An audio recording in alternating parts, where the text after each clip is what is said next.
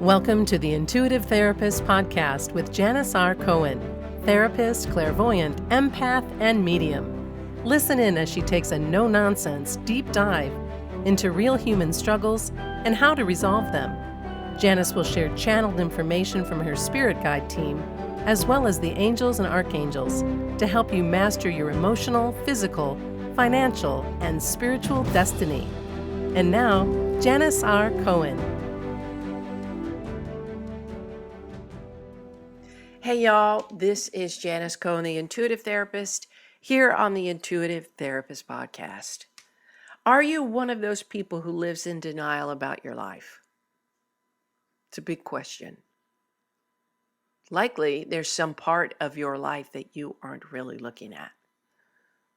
We've all been there when the pressure gets too heavy, when the bills pile up, when our relationships are in bad shape, when we're too afraid to leave our job that we hate because we don't see another way to make stable money, when we don't have healthy relationships with our kids or family members, when your bank account is dwindling and you feel trapped and helpless. Most of us, if not all of us at one time or another, have felt the grip of reality of the life that we've created for ourselves. We feel it tighten. And most of us have no desire to look at it and face it with full responsibility because it's difficult. But why is that? Why do we hide from the truth when we already know the truth? It's like your soul knows, but your mind is like, oh no, I cannot look at that because that is just too much. I've been there many times in my life where I felt helpless, believing that I don't have the power to change my circumstances or my life, and that my current circumstances will always be the same, a shit show. And there are some of y'all who have lived this way your entire lives, looking the other way at the conditions of your life, whatever aspects those are, because you're too afraid of what you'll find if you actually look at your life. And like I said, you kind of already know what's there. It's just the emotions behind actually looking at them that scares you. So here's what I know for sure. Whenever there's a problem, there's always a solution. Now, your mind that is overtaken with emotions and ill thoughts may not believe this, but it's true. It's actual universal law. Everything in life has an opposite, and for every problem, there's a solution. For every obstacle exists an opportunity. Every time you experience something you don't want, this law points out that the thing you do want exists, and it's just waiting to be manifested into your life. This is called the law of rhythm, and you could also call it the law of polarity. So here you are. Maybe you're in your 20s and you realize your life is going in the wrong direction. You hang out with the wrong people and the ones that hold you back, and you realize that you want a better and different life for yourself. Maybe you're in your 40s and you realize that your marriage is in the tank because you don't really know your partner anymore, and your marriage is empty and void of connection and meaning, and you're considering divorce. Maybe you're in your 50s, your mid-50s, and you realize that all of the choices you've made have been because you never dealt with what you didn't get as a child, and you wake up to your life and you realize that you have no fucking clue who you really are, and everything in your life is reflecting that back to you, and you decide to change that. You see, regardless of what happens to get you to look at your life without fear, you've got to understand that you've reached an amazing turning point in your life. And the reason why I say that is because everything really does happen in divine timing.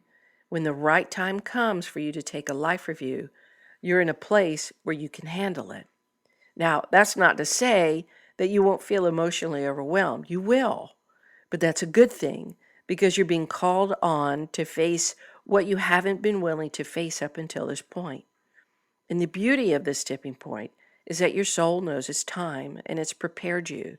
It's time to look at who you truly are and what you want. It's time to look at what you've ignored and what you need to pay attention to that will bring positivity into your life. It's time to take full and radical responsibility for your life with courage, not fear. You see, when you've woken up to a reality that you don't like, That's awesome. This is where you get to redesign your life into something that is infinitely better, more fulfilling, more meaningful, clear, and more directed by what your soul knows, not what's expected of you by everybody else. This is beautiful. It's a beautiful point in your life where you get to be the architect. See, even the cat says that's the case. See, she's like, yes, this is where you get to be the architect of the rest of your life. Of course, it's going to feel overwhelming. Maybe it'll even feel exciting because now you can actually see and feel and know that possibility exists for a fuller life.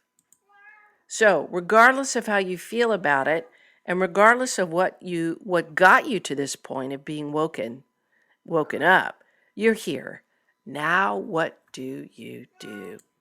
I got 5 tips for you, and I think they're really going to help.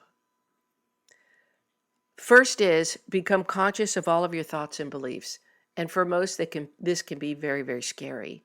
But here's the thing. This is what I want to emphasize. You're already thinking the thoughts. You're already feeling what it feels like to have thought the thought. So what the fuck are you scared about? Looking at them? Judging them? That's pretty much what you're scared about, is judging them.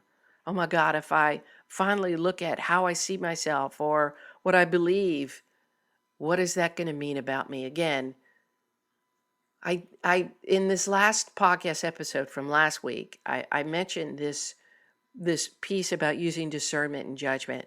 So when you're dealing with life that you haven't looked at for a while, I want you to use discernment. And instead of saying, who am I because I fucked up my whole life, or I suck at making decisions, or I'm 150 pounds overweight, or I'm in a job that's going nowhere, and you're judging it all over the pants. I was just thinking judgy pants. So you're judging it all over the place. I want you to shift into discernment and say, is it in my highest good right now to look at it this way? Let me move away from who I believe I am because of these thoughts.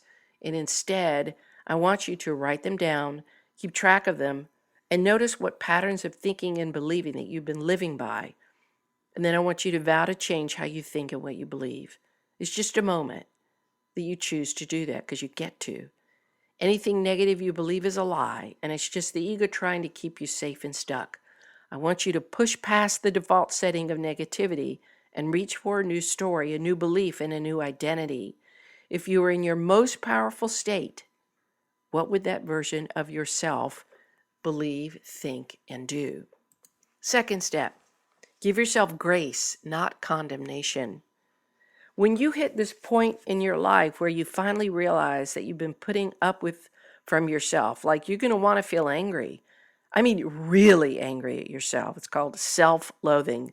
You're going to be really angry at yourself for screwing up, for waiting so long, for regret, for time lost, for all of these things that are going to come up, that are going to hit you in the face, and you're going to say, oh my God, what have I done with my life? I have wasted it.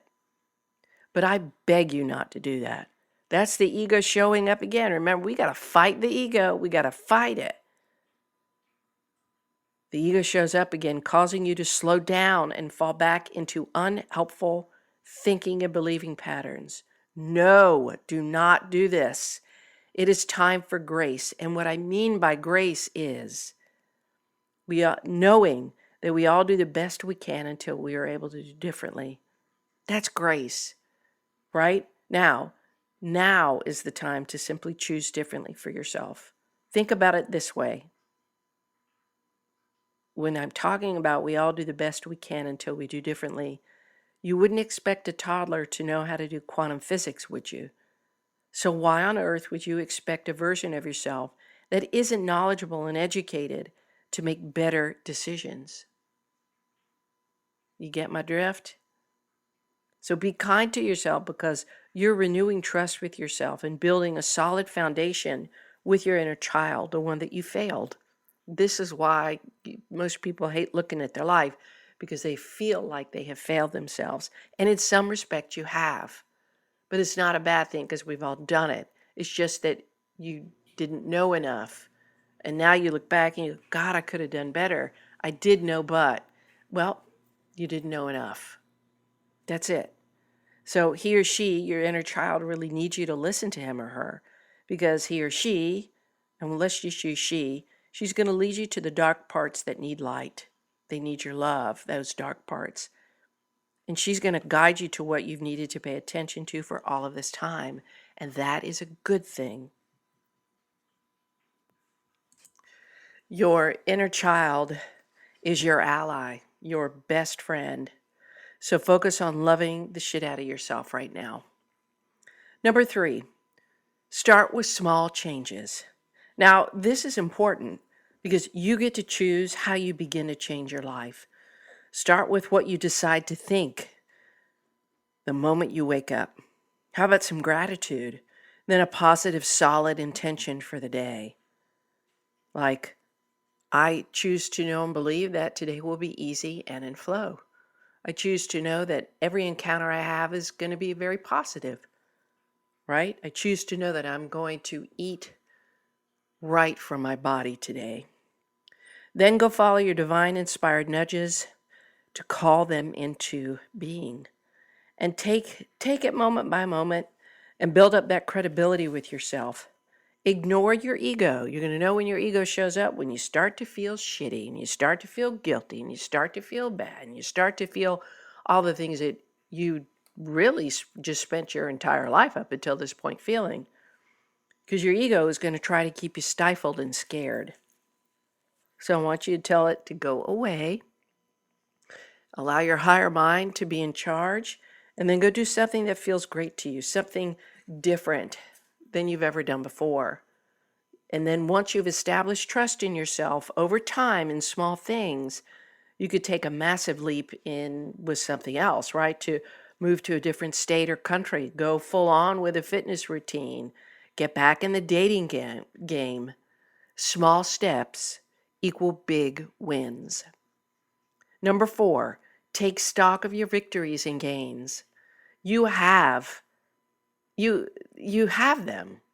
Most people are going to say, "Oh, I don't have any victories." But you have to have a practice of giving yourself credit for all of your victories, even if you don't feel victorious at all from your past. Look, each of us has screwed up more times than we can count, and that's just part of being human on this human journey. But interwoven into those missteps are choices that have been spot on and great. You haven't made, all of your decisions have not been awful. I think most people feel like that, but that's not true. They're there. Go find them. Focus on them. Solely focus on the victories, and use the same resources you used back then to solve any challenges that you have now, and then take action. Right? You have a treasure trove of fantastic choices in you in your past. Just look for them and make that your new commitment. The last one, number 5, affirm your worth. Affirm it often and back it up with affirmative actions. It's not enough to say affirmations that you don't believe in that belong to somebody else. They're empty. They're not going to help at all. But something magical happens when you back up your words with actions that causes you to form a new identity, an identity that allows for possibility. So if you were to affirm I'm safe, with which most people, this is a belief that they don't have. They don't really have a sense of safety. But if you affirm I am safe, then you breathe into that feeling for as long as you can, feeling it, feeling it, feeling it. Then maybe you go to your bank account and transfer $5 into your savings account. That will affirm your feeling of safety, and you do that maybe every day or once a week. If you're affirming I am worthy, then breathe into this feeling for as long as you can. Feel it, feel it, feel it. Notice how your ego is going to show up immediately and try to counter this feeling with bullshit thoughts of unworthiness. Who are you to think that you're worthy? You've been a fuck up all your life. You know you can't think straight. You know you can't hold your attention. You know you've never made good decisions. It's going to show up and hammer you to stay in the same place. Choose differently, right? So maybe choose your thoughts for sure, wisely, and then go do something that affirms your worth. Go get a pedicure. Go take a walk. Go listen to some happy music and sing along with it. Or maybe just do some mirror work. And while you're looking into your eyes, you tell yourself, God, I love you. You are fucking awesome. You are so worthy of everything. From this point on, you'll be worthy, and you've always been worthy. Let's do this. I could keep going on and on with all of these things, but I think you get the picture. The moment you wake up to your reality, sit in the shit feelings for maybe a minute or so, and then start this process that I've outlined for you. Because you don't want to waste more time living in the past and with an identity that doesn't offer you much personal power.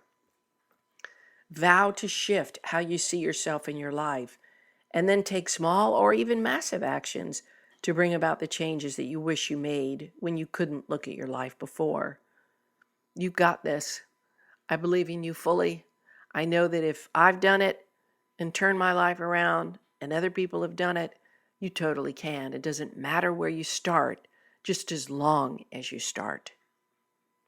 I wish you a blessed day, a wonderful week, and as always, live intuitively. Thanks for listening to The Intuitive Therapist. If you like what you heard, the best compliment you can give us is to share this podcast with a friend.